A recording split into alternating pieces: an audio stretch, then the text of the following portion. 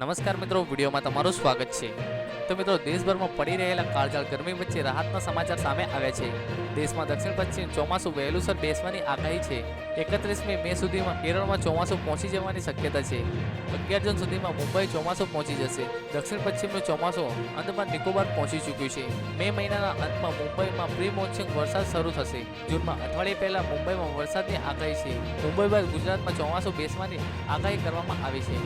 હવામાન શાસ્ત્રી અંબાલાલ પટેલે નવી આગાહી કરી હતી। તેમણે જણાવ્યું હતું કે 17 મેથી રાજ્યમાં કાળઝાળ ગરમી પડશે અને એવું જ થયું હતું। મહત્તમ ઉષ્ણતામાં 44 ડિગ્રી પાર કરી 45 ડિગ્રી પર પહોંચ્યું હતું। રાજ્યમાં આકરી લૂ સાથે પવન થતા આંધી વંટોળ રહેશે। જોકે રાહતના સમાચાર એ છે કે 26 મેથી 4 જૂન વચ્ચે ગૃહિણી નક્ષત્રો વરસાદ થશે। આંધી વંટોળ સાથે વરસાદ થતા આગાહી ગરમીમાંથી રાહત મળશે। 13 જૂન સુધી હવામાનમાં પલટો આવતા ગરમીમાં વધઘટ થશે।